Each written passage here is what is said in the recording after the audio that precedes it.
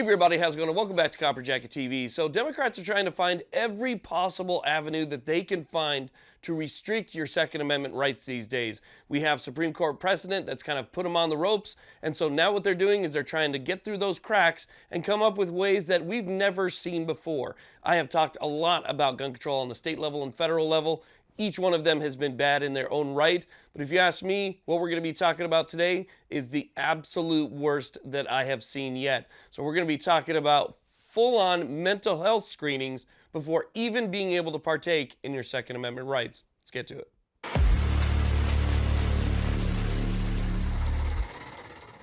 This channel is proud to be sponsored by the USCCA, which is one of the best memberships you could ever have in your wallet.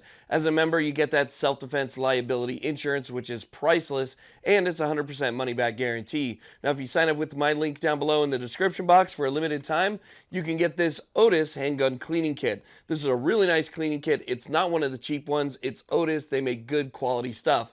Now, this is for all membership levels. Now, if you get a platinum or elite membership, they're going to throw in this massive range bag right here with the USCCA logo embroidered on top. This is really cool. Molly webbing all over the place. They're going to add that in for free with the platinum and elite levels. So definitely worth checking out. Check out the link down below. Thank you guys very much for watching. Let's get to it. Okay, so let's go ahead and talk about what's going on here. And I do want to mention that this bill, which is currently on the state level, if passed, is one of those bills that you will start to see spread across the country. This is one of those bills that the left is going to lean on. They feel virtuous about it, and you're going to see it in places like Illinois, California, New Jersey, and just about everywhere else where you see a majority left control the state legislature. We're talking about S 4126 out of the state of New York, which requires that anybody who wishes to purchase a firearm first undergo a full-on mental evaluation. Now, we're not talking just, standard mental evaluation to see if you're, absolutely... No, we're talking about a mental evaluation with lowered standards. So in the past, it was if you were adjudicated mentally defective, right? The judge had to sign off on that. Or you were committed for whatever specific reason you were committed for. You spent a significant amount of time in a hospital for something, right? That could disqualify you if you went to purchase something. Now the standards have been lowered so much that even simple depression could be seen as the person who is giving that mental evaluation as a disqualifier. And there's a lot more to it. So basically, New York is just going absolutely over the top here. You thought the CCIA was bad, you thought everything else was bad. This right here would, almost disqualify probably 75% of the public, and it's open to interpretation, which is always the worst possible thing. So let's talk about some more details in the bill.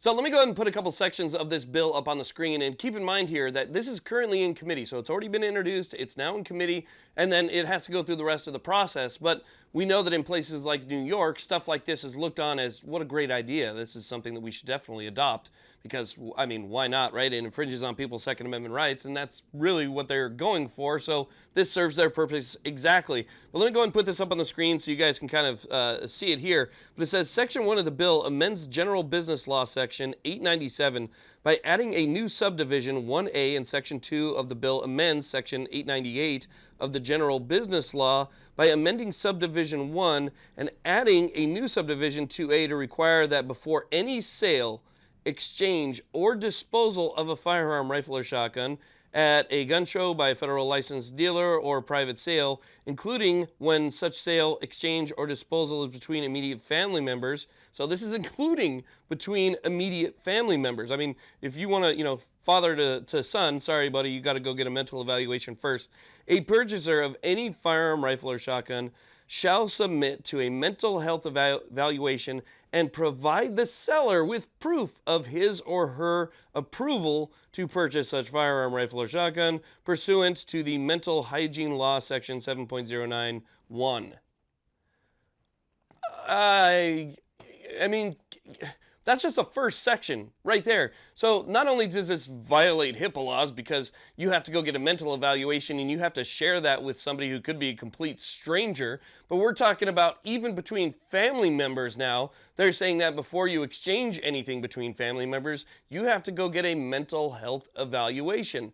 So it talks a little bit further in here about who's going to conduct the mental health evaluation, and so forth. But let's try and keep something in mind. There is no way to give anybody a mental health evaluation in a short manner of time. So if they're expecting you to have like one session with somebody, let's say that this actually does pass, I mean, and it goes through, right? And they say that you have to have at least, 6 hours or 8 hours with somebody, right?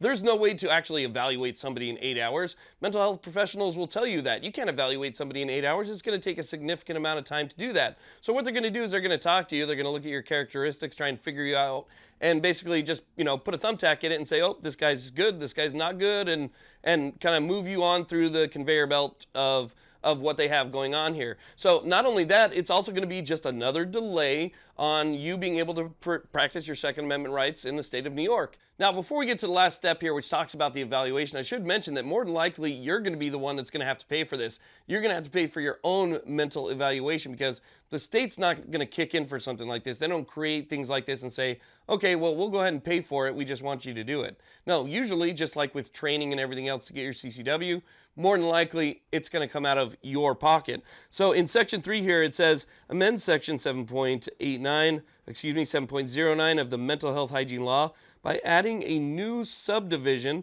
to require the Commissioner of Mental Health to establish within the Office of Mental Health an administrative process for the mental health evaluation of an individual prior to such individual purchasing a firearm. The Commissioner shall promulgate regulations which shall include, but not limited to, provisions relating to mental health professionals approved to perform the evaluation, the process for the evaluation, and the development of a standardized form to be used by the mental health professionals performing such evaluation to approve or deny any individual for the purchase of a firearm. This section also provides for the review of the denial of an individual for purchasers and other acquisitions of any firearm. So, I guess if for some reason you get a denial, you can always appeal that. They have that written in there. But again, they've lowered the standards, so it's not going to be that you've ever been adjudicated mentally defective, obviously, because you wouldn't be in there for that anyway. You're already off, right? You no longer have your Second Amendment rights if you were adjudicated mentally defective. So the only reason that you would be there and going under this mental evaluation if it was something else that they were looking for. What's that something else? Well, it could be anything. If you're just, I don't know, having a bad week, maybe your wife left you or your girlfriend broke up with you, you're having a really tough time, maybe you're just going through some financial hardships or whatever. Who knows what's going to be used in order to deny you. And again, once you're done with all that mental evaluation, you have to take some type of approval, some type of permission slip with you to your FFL in order to complete everything. So you're telling them, hey, I underwent a mental evaluation and I'm okay. I guess I can practice my Second Amendment rights. This is absolutely ridiculous. This is overstepping on such a major level. It's unfathomable. Help me out here. Anyway, it's crazy to think, and no pun intended, that this is actually the direction that our government's going. So I want to let you know about that. I really do appreciate you guys watching. Please like, subscribe, and you have a great day.